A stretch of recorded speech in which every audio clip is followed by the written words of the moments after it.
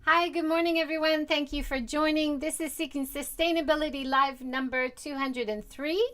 And today we are commemorating the 10th anniversary of the Tohoku disaster and talking with two very influential people for that area in helping support the local people and rebuild. Thank you so much for joining, Angela and Erwin. Thank you for Thank having you for us. having us. So wonderful to have you guys here. I would love for you to talk a little bit about your lives in that area before 2011, before the disaster. Erwin, you want to start? Sure. So let's see. The first time I went up to the Tohoku was during Sakura season.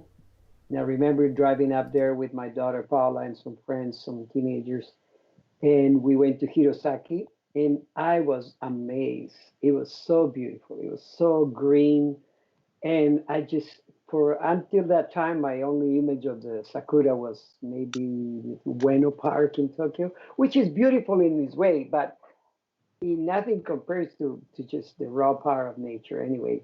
So I was pretty impressed by that. I went back to Tokyo and I told my wife, but then I remember saying, "Oh, but that's so far. I probably will never be back up there."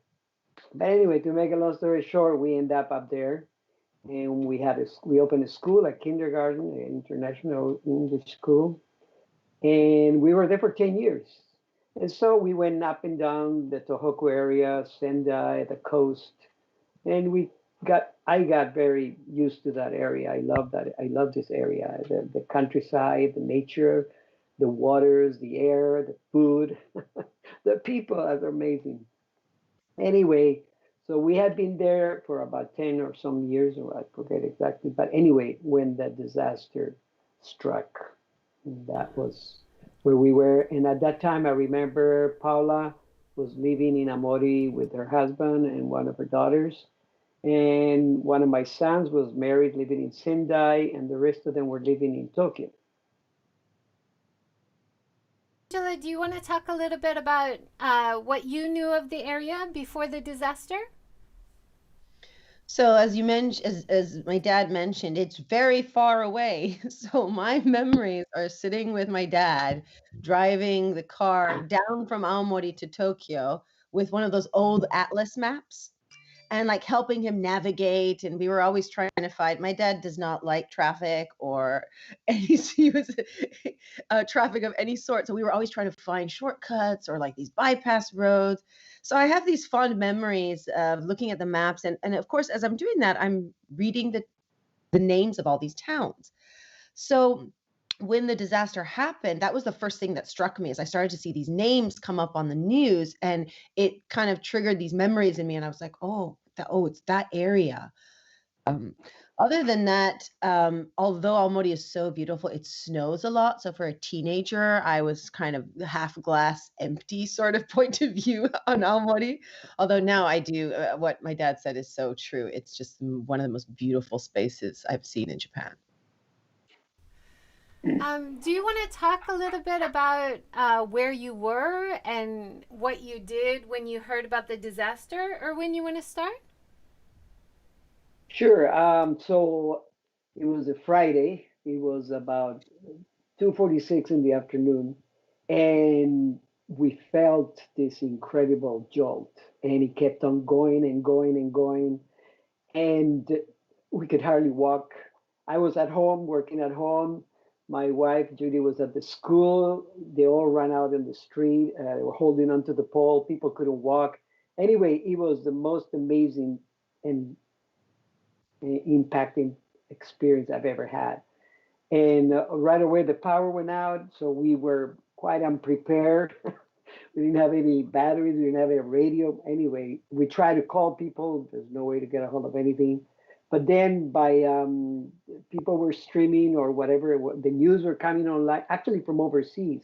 That's what it was. The local news were jam packed. There was no way to get through, but overseas began to broadcast, and so we began to see that this thing was just traumatically. It was the biggest cataclysm that I ever imagined. And I mean, of course, this is a few years after the great tsunami in Asia. So we knew that a tsunami meant something really, really bad. And so that was Friday. We spent the night in the cars most of the time because there was no heating. It was snowing. It was pitch dark. We couldn't go to the store to buy anything because the registers were not running, so we couldn't buy anything.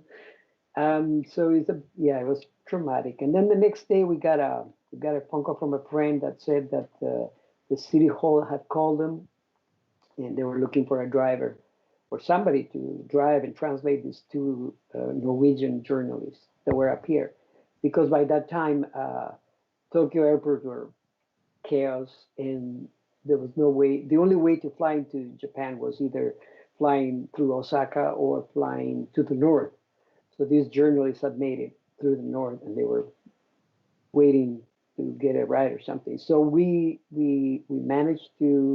agreed. We decided to drive with them, and I went to the police main headquarters, and they gave me a special pass because nobody was authorized to run on the highways. So we got on the highway, and we started driving. And the first place we went was Miyako, and that was the first time we actually saw what happened, and it was pretty traumatic. It was like it's just hard to describe. And while we were there, the church journalists got news that a city had been completely wiped out, and that was Minami Sanriku. And so they were trying to get down there, and so we decided to try to drive there. And so we made it. We made it, but we made it to a point where they had a checkpoint, and they were not letting anybody in, and because the sirens were still going, there were still tsunami warnings, and we couldn't see the city. We were behind some hills, but we knew that we were near. And while we were there, the foreign crews of TVs, ABC, CNN, they all began arriving. And no, no, no, you can't go, you can't go.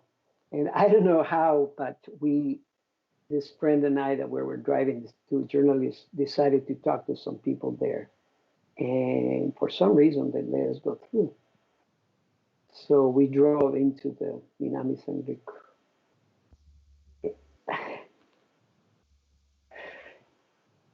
Sorry. Anyway, it was just horrible. It was just like the sea was black, there was fire, there was smoke, there was fog, there was snow, and everything was everywhere.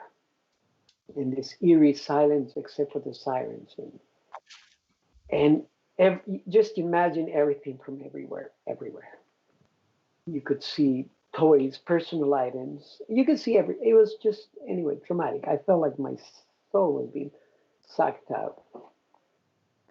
So while the journalists were doing their job, we went to the one of the schools that had become a shelter, and I asked the moms, "Well, what do you need?" And they says, "Well, it's freezing cold, and there's no way to wash anything. We need underwear for the kids and socks, and we need lotion and hand cream for us." And so I thought, oh well, we can maybe get some of those things. So I called my wife and I told her, "How about if the moms there help us to collect some things?" And that's how it began. So while I was down there, Judy and my daughters began to collect stuff, and the word spread. And pretty soon, I called some of my contacts, city fathers in the city, that began to send like, truckloads, really, of stuff. So our school turned from a school to a warehouse, and we began sorting things out and boxing according to categories and all this and that. And I think 3 or 4 days later, we had a convoy of 4 little trucks ready to go. And that's how we began. That's so powerful and so amazing. You were so privileged to be able to get in and help. But of course, Yeah, as one of the first few people allowed in, you saw it at its yeah, worst before any of the yes. professional volunteers were able to get in and help. That's amazing. Thank you for sharing. You're Angela, do welcome. you want to talk a little bit about like your perspective on that day?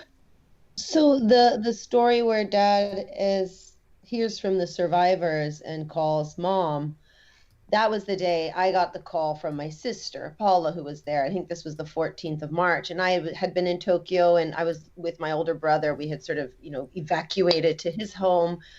Um, and it was just, we're thinking of putting together a volunteer team. She told me the story of what you just heard. And I said, okay, I'll come. So I went out and bought a plane ticket. And then my brother was like, are you sure we should be escaping to Osaka and moving away? And they had an 8-month-old. So I kind of was like, yeah, we don't know what's happening, but something was just telling me that this was the right thing to do. And so my daughter and I, she was 8 at the time, we flew to Aomori. And by the time I arrived, as Erwin shared, the school was already becoming a warehouse. And so I just pitched in and helped where I could with PR and getting more supplies. And then, we rented trucks, and Paula was really influential in getting the Facebook page up and running and PayPal so we could get donations. And then, the 19th at 5 a.m. with those 4 vehicles, we took off to Minami Sanriku. I'm showing the picture now, one of your cars just stuffed full of bedding and clothing. How did you collect all of this? Was this just putting out a call to friends and collecting items, or were people bringing things by the school? All of the above. Yeah, But all the above. Aomori cable television came by, didn't they? Yes, they did. So there was like a wide reach within Aomori. And from what I understood was that as a city, because they're not set up to help, or like Minami Sanriku is not set up to receive, cities actually cannot donate during that period. So they had said in this message that if anybody wants to help, go to the Ortiz Global Academy and drop off what you want. And people in Aomori just came. That's amazing. Besides I heard your great interview with Nick, Angela, talking about what can you do as non-professional volunteers. And I thought that was really interesting. And you basically were saying your biggest role was just supporting local people was what you came to. That's something you can do and can do really well. So what were some of the programs you started doing after the initial delivery of essentials of clothing and food and water? What was the next step for you in that process for both of you? So the immediate need for supplies actually lasted over a year. So I think Erwin can probably speak more closely on the details, but we had a contact or a friend up at the Misawa Air Base, Right. and they donated hundreds of thousands of tons of water bottles. And we found out that that was a gap that was not being serviced. So people were being given 250 to 500 milliliters of PET bottle per day. That was it. And there was no running water. And so that was a huge need for communities. And so I think, Dad, you were organizing the trucks, logistics back and forth from Aomori to Minami Sanriku. I was in Minami Sanriku organizing the distribution of the water to local community leaders. I remember going to the Misawa base with our little quarter-ton truck to pick up the water, and the forklift to load it up was bigger than a truck. So we realized, oh no, we better go back and get the big trucks. So that's how it began. So that was a great help. So basically, people working everywhere in all kinds of situations formed the network. So we had our contact in Misawa, a very dear good friend who has passed away, by the way, Simon Bernard. And he connected us with the base, and the base decided to support our efforts. And the people in the community began to help. And so it was just all these people wanting to do something, finding a place like a cog in a machinery to just do your little part. And that was what moved all these things. And that was we have no experience in this. It was a learning as we learn as we go. Yeah, I think you said that in your talk with Nick as well, Angela. You went from being a teacher to a disaster organizer and a volunteer, and shifting that role really quickly. And same for you, Erwin. You didn't come from like a disaster management background, right? Both of you just saw the need and learning as you go. That's amazing. Yeah, yeah. I guess it was like just like that terrible wave of disaster. There was a big wave of wanting to help by many people, and so if you got on board of that, you just carried you too. So that was very nice to see. People helped and gave what they could. So, where were people sheltering? I'm trying to remember back. I was in Japan at the time, and we were trying to get as much news as possible. Was it in like school buildings or public halls? People were still sheltering and then moving into temporary housing after a few months. Yeah, Is that right? and that was after quite a while. The big blessing of Minami San Rico was that all the high schools and the schools were in high ground. So, and it was just before time to leave. So a lot of the kids survived. And also immediately the schools became the shelters where things were to be deposited and where supplies began arriving. And one good thing that we had was that Angela had worked at a hotel in Amori and she had a connection with uh, with uh, with somebody who had moved from the Hotel Amori in Amori City to the Canyon Hotel, and the people in the Hotel Amori were wondering how was he doing. So they told us, "Why don't you go and find out?" And so maybe Angela, you can go ahead and tell that story. That was an important part. That's true. That connection was like crucial, I think, to the whole evolution of what became Place to Grow, because Dad and I drove up to the hotel and it was all dark and shut down, but you could tell that it had survived the majority of the disaster, but inside was like abandoned and dark, and there were whiteboards showing that, people were living there. And then there's and everyone's like hunched over with these big jackets that are ripped and torn. And I was like, oh, hi. I just walk in with like this, energy. I didn't know how to behave. So I just pulled out teacher persona and was like, hey, I'm looking for Yosuke. And she just looked at me like, oh my God, who are you? This crazy person. But then like maybe 3 minutes later, Yosuke came out and he was just like, oh my God. And so I gave him this package of letters from his grandmother, and we went back to Aomori and seriously considered what we should do as a family, because, the Fukushima situation was exploding, and especially the news coverage was pretty much like it's Chernobyl and everybody should leave. So we sat down, but it was my younger brother, Jesse, that kind of just reminded us all, like, Japan's our home. His wife is half Japanese. Like he was born here. He was like, why would we leave now? And I just remember me and all of Right. us, we were just like, yeah, we know this. Okay, let's get to it. Then I called Yosuke and I said, okay, we want to come down for a few more days so that we can understand what is the need and how do people like us really support them? And so it was really the conversations that we had being newbies, just asking questions and prompting them to sort of self-assess, that gave us the insights into what we could do for them.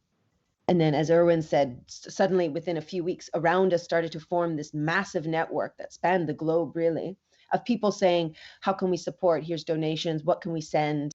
Let me introduce you to this company, or let me introduce you to this NGO. Right. And I was just sort of, okay, all right, let me take that call. I had two phones that literally for 6 months, I never said goodbye. I always was saying, oh, I've got another call.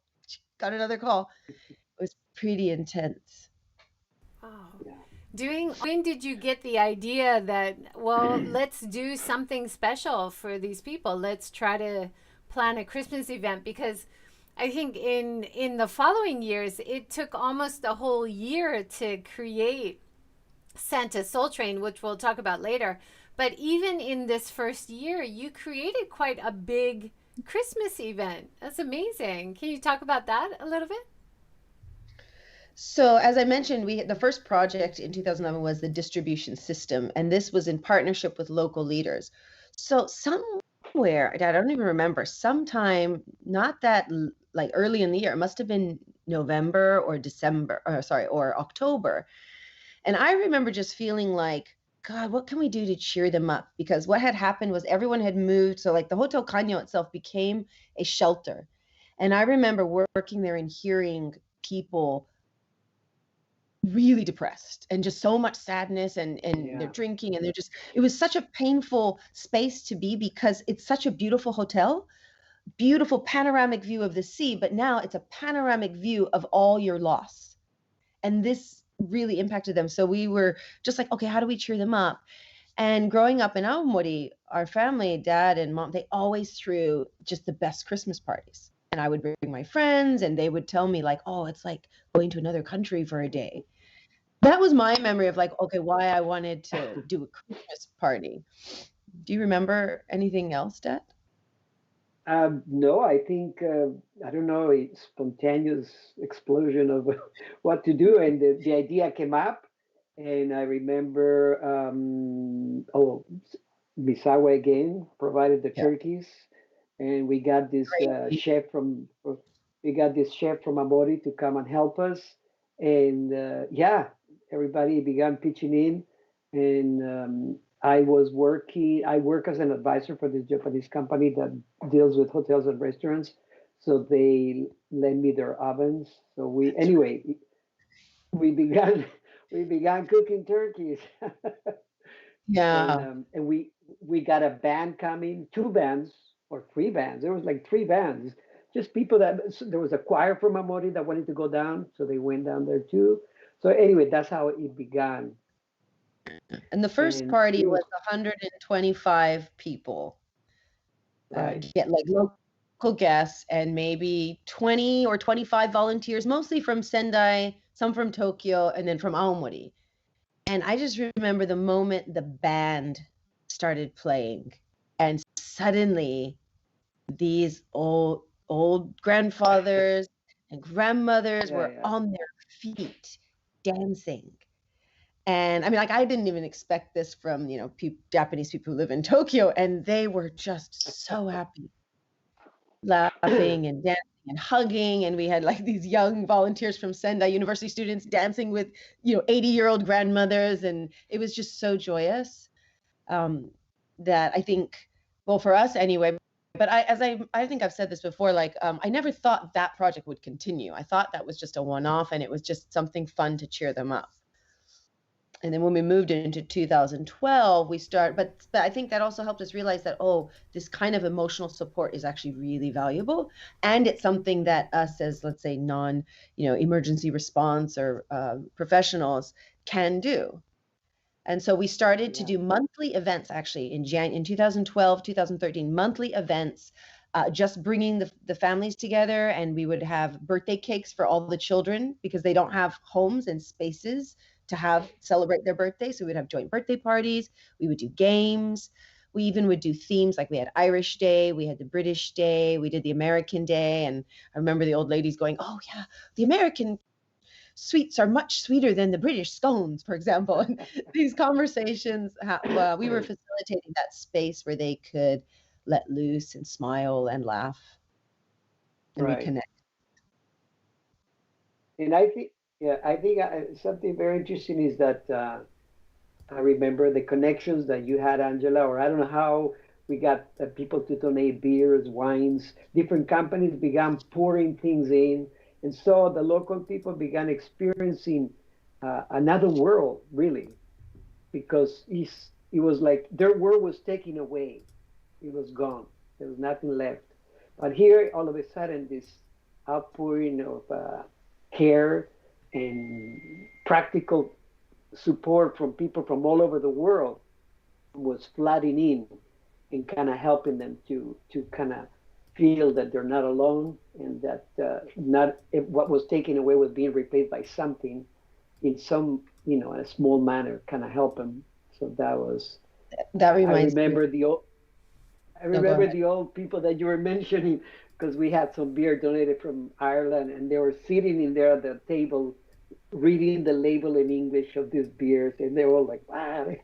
Anyway, just little things that made that night was really special. Yeah, something on that note is like, I would often have to go in for tea and pickles to chat with some of these local leaders to find out how they're doing in order to make the distribution system and the projects run smoothly. And, they always wanted to serve something. And then I remembered, I think this is a year in, they were like, oh, yeah, we've used olive oil to make the tsukemono. And so what Dad was talking about, yeah, everything was taken away. And then suddenly they're trying to piece it back together. And it is coming from so many different spaces, and we were really just the point person, because like I would be going back to Tokyo and coming back to Minami Sandiku, and Erwin Aomori and to Minami Sandiku, and I would just go to meeting after meeting after meeting, and people would introduce me to someone else, and they would be like, oh, that's great, yeah, here, have some beer, or have some backpacks, or have this box of shoes. And then I would be like, okay, great, I know who we can give these to. And then kind of worked like that. That's wonderful. So I'm showing pictures from the 2012 Christmas party. It looks like you've got so many local people really actively involved in organization, helping cook the food. It's not just you guys coming in from the outside. It's really a lot of local effort. Is that right? Yes, 2012, we had been doing those community events, and then September came, and they came to me. I remember because I was so shocked, and they were like, can we do the Christmas party again? And then they were like, yeah, we can do this part. Can you do that? And then we just brainstormed together. And it was like, so the first party was like 120 people. And then this was, boom, it was like 450, like max capacity of the hall. Yeah, and they did a lot. They moved us into the big hall. Yeah, they moved us upstairs into the giant hall. And so, yeah, then from then on, it was always a collaborative effort between, many different stakeholders, including the hotel, local business owners, and then the community leaders. And was it from this year that you started collaborating with international schools to get kids around Japan writing messages and giving the stockings? So we were always collaborating with schools the international schools, like from the middle of 2011, and also the Misawa military base. We always had families coming down. The card component, again, comes from a really personal place. So my mom keeps all the beautiful holiday cards from her relatives, and she decorates the house with them at Christmas. And so it wasn't until 2013 so they were just getting stockings in 2012. And then 2013, I was like, I really love this idea of how do we build that pen palship? And so the first year it was just them receiving cards. So from like donors and so the schools in Tokyo. And then the next year, we had them, hey, why don't we do a card workshop before the event so the kids could say thank you to sponsors in schools and things. And so every year it's kind of evolved a little bit more. And then in 2014 or 15 when the Nepal earthquake happened? Yes. Then we had a group of children there that we did a workshop, and we had them write cards to children in Nepal. And we actually were able to raise funds and stockings over to there. Yeah, great. And you think Erwin having that connection already to international schools, did that help you reach out to other international schools around Japan, or was that just a coincidence that you had a connection with so many schools around Japan? Well, Angela's the one that had the connections with the schools in Tokyo and in that area. These were families of the children that I used to teach. So these were my students. But then also the fact that my parents had an international school, just it helped everything make sense to them. And so I think that was really valuable in terms of choosing when they were like, where should we support and where should we go? And so the principal of Nishimachi International School came up and helped us sort boxes. And then he came up and was our Santa the first year. I think he was our Santa for about 6 years. And so they were there from day one, always supporting. And then their families would come up for field trips. Like 2013, 2014, we had a lot of field trips where the families of these schools would come up and see and hear the stories. And then, of course, experience the beautiful nature that is Minami Sandiku. Wonderful. And it looks like maybe through Project Tomodachi, you had petty officers greeting people. Is that from the next year, 2013? I've got a picture from your video. So unofficially, they were there in 2011 because it was mothers of the petty officers that baked cakes and came down. But then it was from 2012 that we were like, hey, can we actually get like the official representation so that, I mean, at this point, like the mayor was coming to the event, and we did need to also show the stakeholders. This is something I was learning. I needed to show the stakeholders and some of these like PR photos in order to really engage our donors who weren't able to visit. And so that really helped to get everybody up there. And also it really helped in terms of continuing, like strengthening those relationships, making sure they felt grateful. And they, till this day, the Misawa in military interaction through the Santa Sol train is, I think, the only place where you still have American military personnel actively involved in local communities, this was originally an initiative by Ambassador Ruse, and it was a military initiative for emergency support. So I'm really quite proud and really grateful for that relationship, because it's something local people mention a lot. They're very happy when the volunteers come from all sorts of places. Oh, awesome. Yeah. Go ahead, Erwin. And I was just going to say that as the military personnel is transferred or moved away, they pass the connection and everything to somebody else. So that core was never broken. It was always a continuity, keeping going, and that was very nice to see people just wanting to. Okay, this is what I want to share with you. I want to pass it on to you. You take over, and so it's kind of like that's what happened. Many people came once or twice or whatever. So we are still here, but we would not be here if it wasn't for everybody else that was there at one time or another. So we cross paths, and I think that's very important. Even just one moment together it makes part of everything. Yeah, that's amazing. It really takes a village, right? Yeah, exactly. We have a comment from Nicholas. He says, I'm listening along with this amazing talk show. Love Mr. Ortiz's energy. And of course, Angela is awesome. Thanks, Nick. Can you talk a little bit about the Christmas stockings? Because it kind of developed over time through donations. What kinds of components go into the stocking to make it so special? When did we redefine them? We tried to standardize them in 2015. The stockings were just the easiest way to keep them uniform. And also we knew that's like, it's not realistic for us to actually find out what does every child want and then get that present delivered. And we knew that that wasn't the meaning of the event, but we wanted something fun. So I remember, again, from my childhood, stockings are not usually filled with presents. It's usually like snacks and toys. Mom always put a Mekon in there, something healthy. You were angry if you got raisins and peanuts. But so it's the same concept. It's just like snacks and toys. And then 2015, when we decided to use fitness as a tool for workshops, that was when we decided to add like a jump rope or even bouncy balls, or we discussed like, stress toys, or different things. So every year we kind of discuss it from about April, and then we'll figure out what goes in. And then of course the card component is the main feature of the stocking. Let's go back a little bit in 2013, and you had some band playing. And when did you start working with performers like Stuart O? Was that around that time or a little bit later? No, that was after. Yeah, we always had performers. No, or something. 2014 Stuart O came, but 2012 we had this amazing band from Osaka, like a 50 people band come up, and the energy was electric. And then the next year we had a performer. It was kind of a country performer, and it was not as exciting.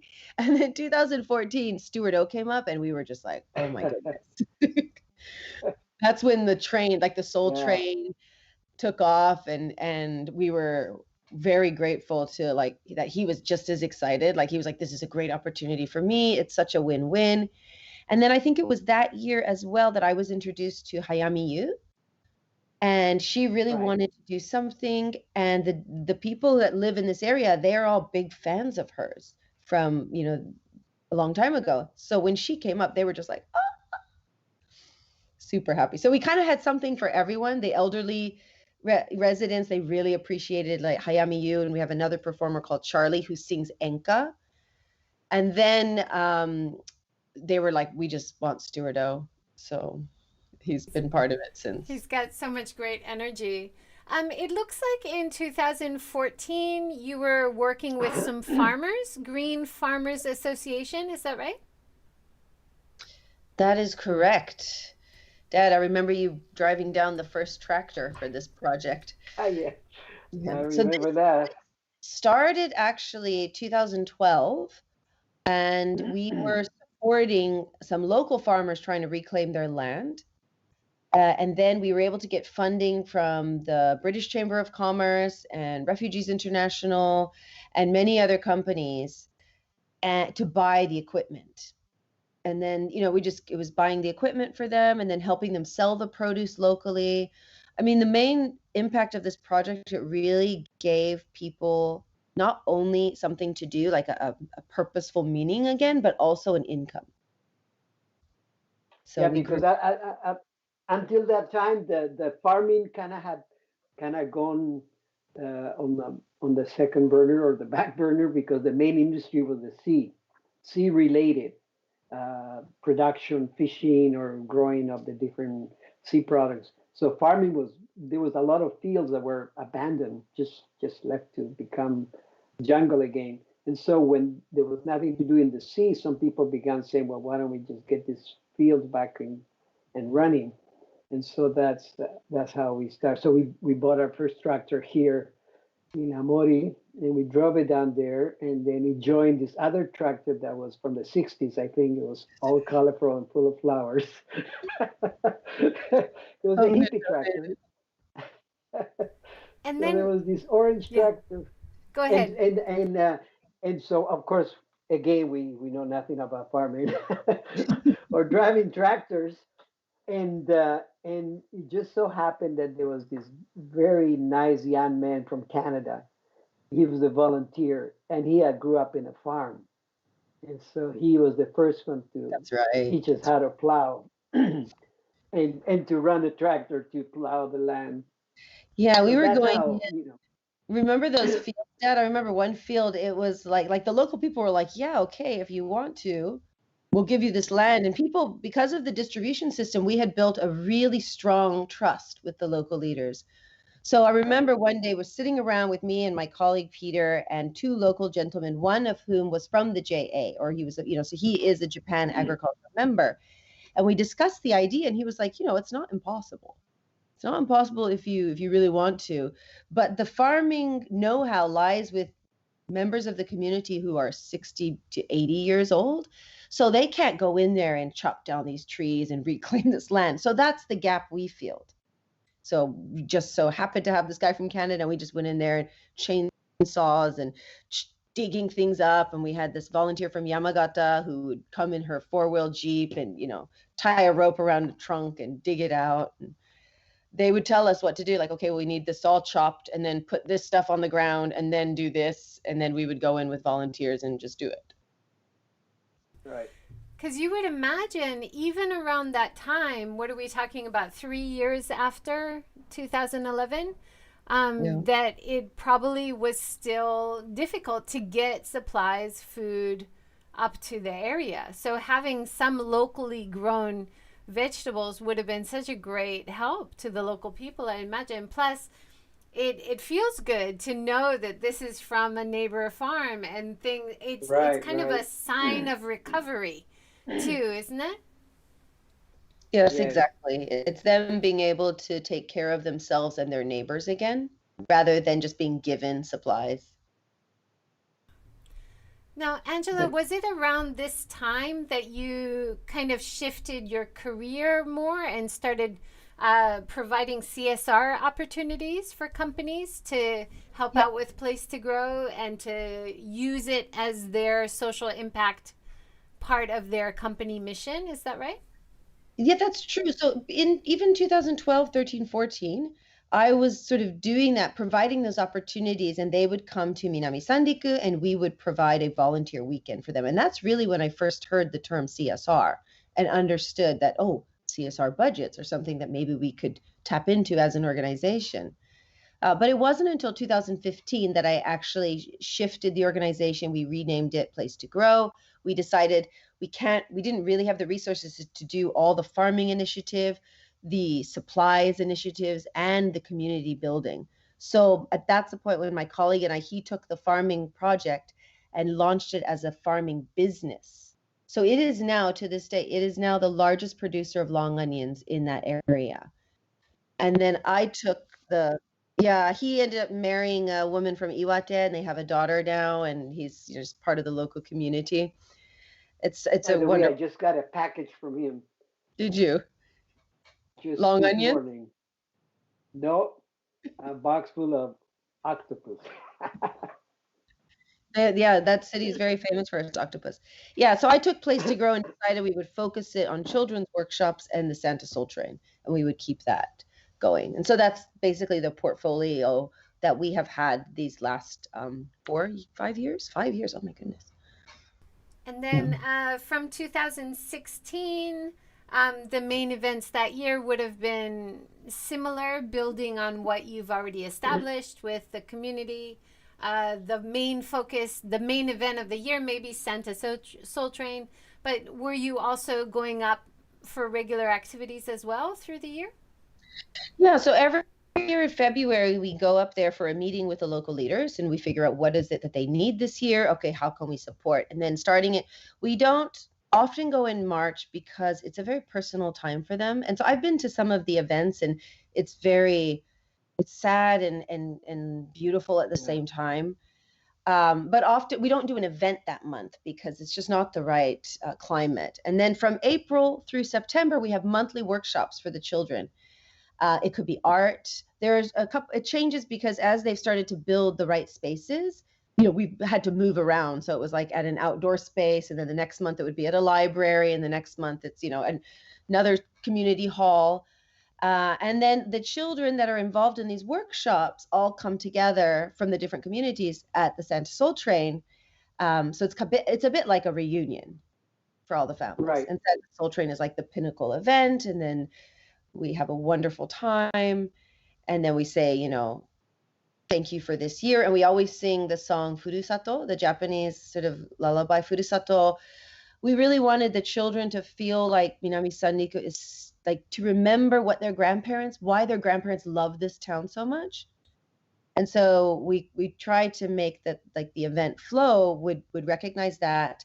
And then also, but you have all these new members. You have all these new members of your community and you have all these new friends and fans. So 来年も頑張りましょうみたいな感じ. So let's keep going. And that's pretty much the purpose of that event. Nice. And Yeah, I then, think yeah, I think go ahead, I Erwin. was just going to say that I remember that the first time that Stuart O came, it was also the first time that I noticed a big change in the young kids, in the teenagers, the teenage girls, especially the girls and the boys.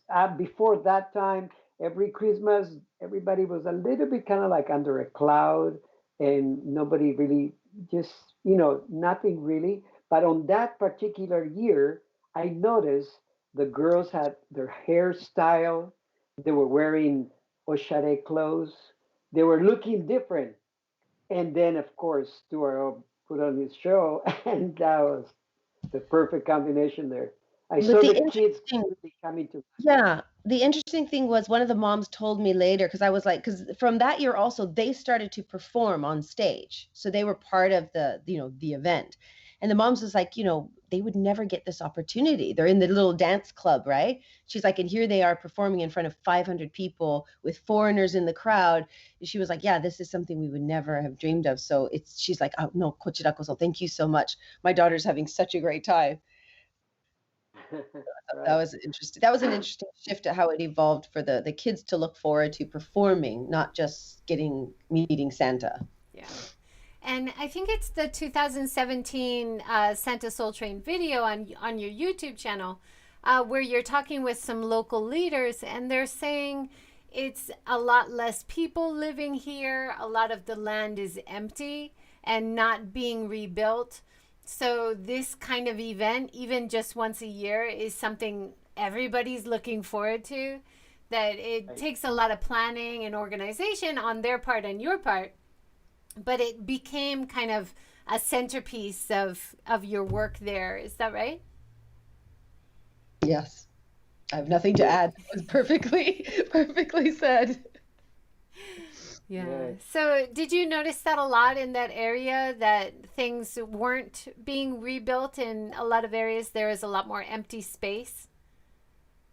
Well, first of all, it's interesting to realize that it took 3 full years just to clean up the rubble. So, like, imagine if it was your house, right, and it was destroyed, just to sweep your floors took 3 years. And then personal construction begins. But there's a huge line, and there's so many barriers to just, it's not like, okay, what you see on the news, like, oh, we're moved out of this phase. There are still people in temporary housing now. There are still people living in abandoned spaces. And yes, there are so many people who have left that it is like dreary, and it's a struggle for many of the community members, for sure. That's just the reality of the situation. Right. And would you say that's true even now, that there's still a great need for Place to Grow to be there and continue, that you foresee the need being there for a while still in the future? Yes, I do. Again, probably the biggest value point will shift a little, because as the local leaders' strength and as the town has rebuilt, as both of those aspects have come together, they're in a position to be leaders, and we can now sort of move into the background again. And I almost feel like it's going full circle, where we are just asking them to now take the lead and saying, okay, how do we connect and help you maintain all the amazing connections that you've made so far over these last 10 years? And that's where they don't really have that know-how again. Not everyone, right? So we do work with local entrepreneurs who are savvy businessmen, and they're helping make sure that it's aligned with the local needs. And we work with the PTA and stuff, but they don't actually have like the English skills to maintain the relationship with, for example, Nishimachi International School or the teachers there. So that's where our volunteers can play a big role in being that bridge. And was it around 2018 or 2019 you started doing a lot of training, like with Sarah Jean, for the leaders and the volunteers in Place to Grow? Is that right? Yes, that's right. And this really came about because I realized that being able to hold those conversations and being able to navigate effectively, it's not common sense to a lot of people who just, oh, I want to do good. And while we love that inspiration and that energy, there is kind of some things that you need to, it'd be great if you know. So that was when we realized, like, oh, our own capacity development, like us as leaders, that's super important. And so I had a chat with Sarah Jean about self-development and its role, basically like in society, in you as an individual. And that's when we were like, okay, if we can provide this for our volunteers, they'll have a much more valuable volunteering experience. And then you also did onboarding. Was that in 2020, to try to introduce the concept and get more volunteers, more people involved? Mm-hmm. So about 2 or 3 times a year, pretty much every quarter, we'll have an onboarding session. So anyone who's interested can sign up for that. It's just about an hour Zoom call where we go through the ins and outs of the organization. If they've watched this video, they probably don't need to come to the onboarding. They can just pick which project they want to be a part of.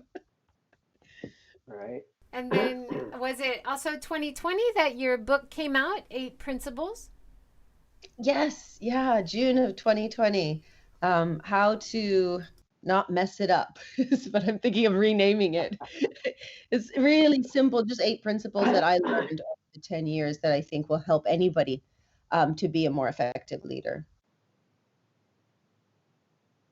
So we've got about 10 more minutes. We kind of rushed through the last few years. Was there anything that we haven't touched on? How about the pub quiz? Did that come around 2019? Is that right? No, we had them before. Also don't know how this came about. I think it was 2014 that we actually had our first pub quiz. And we always worked with we ended up working with the Hobgoblin and Roppongi because it was just the right space. And the owner there, Mark, has always been a supporter. He's even actually raced for the charity and donated, hundreds of thousands of yen. He came to the Santa Sol Train one year and sponsored the beer kegs. And that place, that pub quiz, at first was just really like a legit, we need to raise funds. It's a great way to do it. But it ended up becoming a whole nother like little community because we have repeaters that come and they bring such great energy. And we're usually always raising funds for the Santa Sol Train. And so a lot of them are actually going up on the project. And so it's such a fun and effective event. So Yeah, Right. there's with this so year, much. we Yeah. was the first time we did the Omni channel where we were able to do it online and in person. And I was not involved in any of the planning on that. I was blown away by our volunteers' skills and ability to pull that off. It was so exciting. Do you want to talk a bit about of course, it's not just the two of you, although you're both very active in Place to Grow. Do you want to talk a bit about the staff on the team, Place to Grow team? Sure. Well, as Dad mentioned, like we've had hundreds, I would say even thousands of people come through and help in amazing ways. But in 2015, we were really able to get a good team with, now we have Chen Chen, who's leading our marketing, and Kyle, who's like the coolest, most chill, like when things go crazy, as they often do in the nonprofit world, and we're late and deadlines, and he's just the easiest person to work with and so helpful. And he's a lawyer, so that really helps. We have Masaya, who supports with finance. We have Samantha, Roselle, and Lisa, who is actually an intern from ASIJ who now helps us, even though she's in university. They all support with marketing. On the programs team, we have Heather and Harumi, who is from Fukushima. So she's really leading the initiatives in the Fukushima area right now. We have Inamoto-san, who is a former Mitsubishi CSR manager, who was also there in 2011 at the Santa Sol Train. He's on board. Right. I need a names list right now. I'm showing pictures from your Place to Grow website where you list all the staff and the advisory board as well. Yeah, let me mention Kaylee though. She's a environmental sociologist who came over 6 years ago, and I was like, yeah, come, you can stay in our dorms there and we'll connect you to all these people for her research. And I said, but one thing I want you to do is also study the impact the organization has on the community, so that one day we can actually really sort of assess like what were the value points. And I really hope that one day that sort of report will help disaster recovery plans in the future on a much higher level, because there were so many mistakes that we were making, that everybody was making, that had been made before in Katrina or in Christchurch. And I remember learning this and going, why does this field have so little innovation when lives are literally at stake? So anyway, that was a bit of a tangent, but yes. No, Kaylee lives in the US. She visits every year and helps us. We just launched our advisory board, which has you, JJ. Thank you so much. As well as Catherine O'Connell, Annie Chang. Who do we have on there? Gavin Dixon, Tova Kinuka, Sarah Jean Rosito, of course, Inamoto-san. Did I miss anyone? Yeah, you've got a great team. So. And if anybody wants to see all the wonderful people who are a part of your team, they can see the website, which I believe, Erwin, you are managing the website so beautifully. I am. So I was just gonna say that Place to Grow has been a place for everybody to grow in their talents and sharing their experiences, and we are enriching each other by how everybody is contributing and Yeah, it is like you were saying before. It takes a village, Yeah, it's and it is wonderful. amazing. We have a nice Yeah. comment here on Facebook. Eddie Jones says, huge kudos to the Ortiz family for all the wonderful, inspiring work over the years, and the story goes on. Thank you, Eddie. Oh, Yeah. Thank you, I hope Eddie. Yes. you see the Santa Soul Train. Eddie's visited us a few times. He drove Yes. up to bring the most beautiful like wall decoration at Nagoya International School. So many, as Dad Yes. said, there were so many different people supporting from like just tiny small things, and then we just put it all together and connect it to Minami Sanriku. And now we're hoping, now that we've built like this sort of this model, right? Like we've had this case study, we do want to provide the same sort of energy and inspiration to Fukushima and also to Iwate.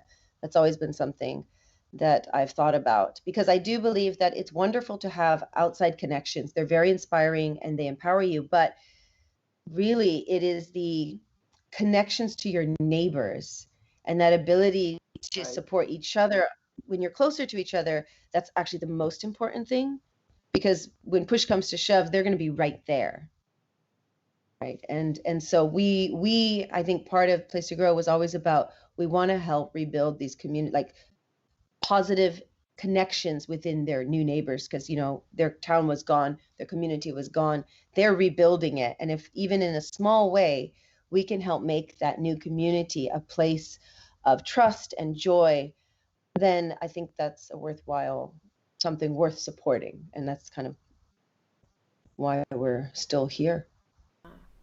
Aren't you working on another book, Angela? Yes.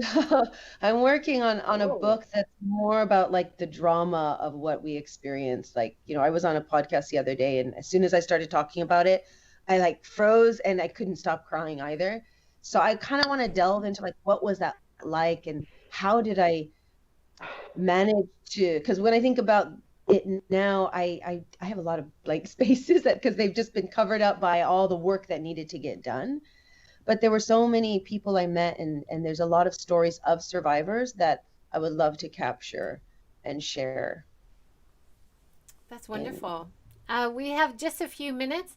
I'd like to mention that you have special pictures and videos and kind of looking back on these wonderful 10 years of activities and projects and supporting local people and stories from local people over these 10 days. So from today until the 20th. And then on the 20th, I believe, you have a Facebook Live and you're going to give us a little summary on Facebook. that, Is yeah, that right? that's correct. We are going to be able to share on the 20th. We're going to be able to share stories from a lot of the people in Minami Sanriku who've been going to the Santa Soul Train, or who otherwise have been part of our work for the last 10 years. I'm so excited to hear what they have to say. Yes. So please Yes. do mark your calendar, the 20th. I think it's 11 a.m. The links will be coming out soon. Just keep following us on Facebook, I think, and there'll be a lot of really cool information coming. That's great. Thank you so much. Also, Angela, I believe you're doing a few talks this week. Do you want to mention those? Sure. I have a talk tomorrow for a university called Horizon. I think this is also open to the public, so the link should be on our Facebook page and our Instagram. And then on Saturday, I'll be joining a panel from across many different NGOs organized by the Japan American Society over in California. It's actually the Japan American Museum over there. And so that will be really interesting as well, to see the different actions that various NGOs are doing. And that will be 6 p.m. at, no, I'm sorry, 10 p.m. Japan time. Yeah, it's hard to keep the time differences organized, isn't it? 10 But a.m. yeah, yeah, Sorry, 10 a.m. 10 a.m. Isn't that tomorrow, the 12th, this Friday? This is Saturday morning. Is it Saturday morning? Okay. Yeah, but Yeah. we'll try to put the links below this video, and of course check out the Place to Grow Facebook page, Place to Grow Instagram and LinkedIn, as well as your website. I'm sure you'll have updates, right, Erwin? Yes, sir. Yeah. Yes, ma'am. That's all right. I'll answer to anything. Yes, sir, works fine for me. But I'm well Angela, trained. it's kind of wonderful that you've had this family connection. I think that definitely helped the organization of not only 2011 recovery and aid, but going on after, all the connections to schools, to local businesses. It's so wonderful that you both could join today and tell us your stories. Thank you so much. Thank you. Thank you. Thank you. Thank you so much. All right. Thank you, everybody, for watching, and have a wonderful day. It's always very important to look back on things that have happened and see our progress and see where we can go in the future, how we can help each other. So, such a wonderful example of Place to Grow today. So, thank you so much for joining us. Have a great day. Take care, everyone. Thank you. Bye.